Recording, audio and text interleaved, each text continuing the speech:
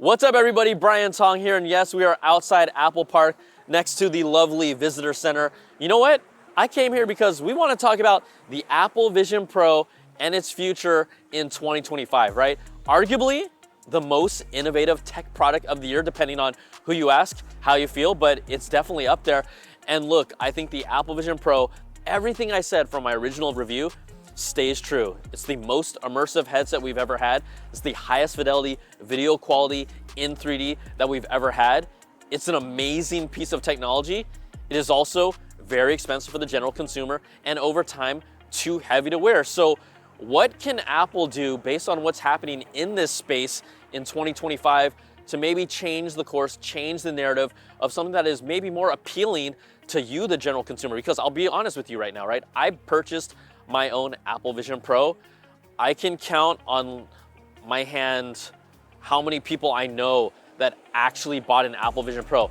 Everyone agrees it's amazing, but $3,500, we've talked about it, before tax and before accessories, that is a big number that not too many people can swallow, especially in these current times. So I like to kind of lay out the landscape of what we've seen from anything in this, let's call it the mixed reality space. And we've seen really three form factors arise. We've got the Meta Ray-Ban glasses, which is a approachable design that everyone is familiar with.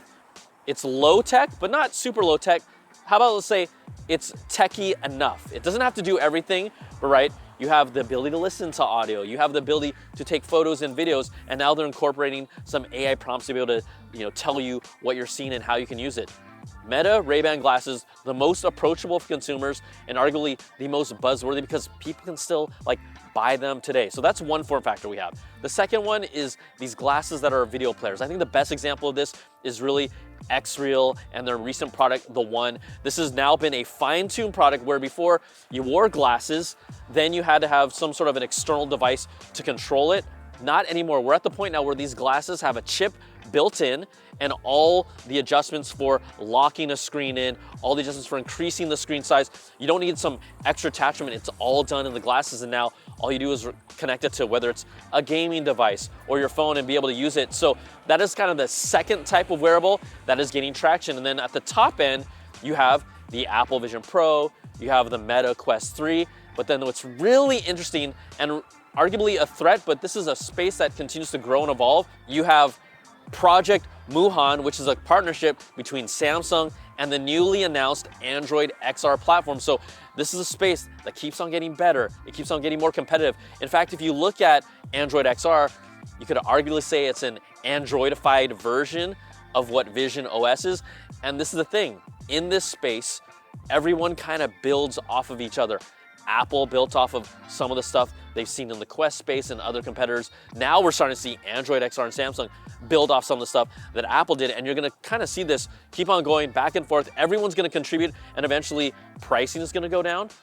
Technology is gonna get cheaper, and therefore these wearables are gonna be more affordable. So I think that what we need to see from Apple, we've heard the rumors, is without a doubt, Apple needs to make a more affordable Apple Vision Pro or Air, whatever it is. And when I talk about more affordable, I'm thinking about the price point. I'm thinking about, we know that Apple, because of the ecosystem, there is this Apple tag or Apple price associated with it. I think if they really want to make waves, and this is even to make a dent, I'm not talking about $1,999. I don't even think that's still approachable for the consumer. I'm talking about something around $1,499, lighter weight. If they can keep the fidelity the same, okay, great, but that is what it's gonna take for even to have some of my peers and some of my friends genuinely who are tech fans that do not cover tech to actually try that out. So I think in year two, if we see something, I really do feel though, we need to see something in year two from Apple Vision Pro, some sort of other model to kickstart it. We're already seeing a lot of improvements in Vision OS. Vision OS 2.2 gave us that ultra wide screen with working with your Mac. You now can do multi displays with sports, whether it's MLS, MLB. We already have some great, amazing apps, but make this platform more affordable so that more people come to it and the developers are more encouraged to develop more things for it. I even look at other platforms like PSVR 2. They're getting this incredible Aliens experience game. You got Meta Quest 3 has this amazing Batman experience where you can be the Bat.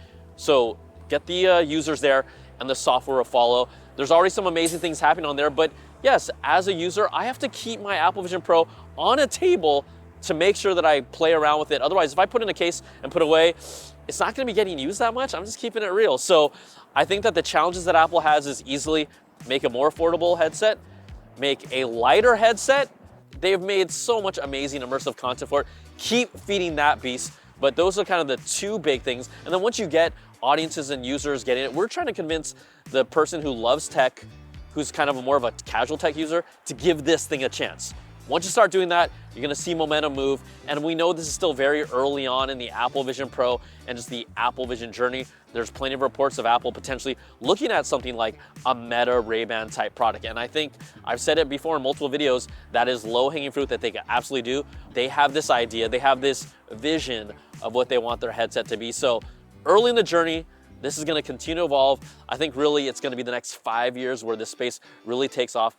Apple is a player, but they're not a mainstream player from a standpoint of, I need to have at least 3 of my friends literally own this thing, then we can start talking. So Apple Vision Pro, you know what you gotta do.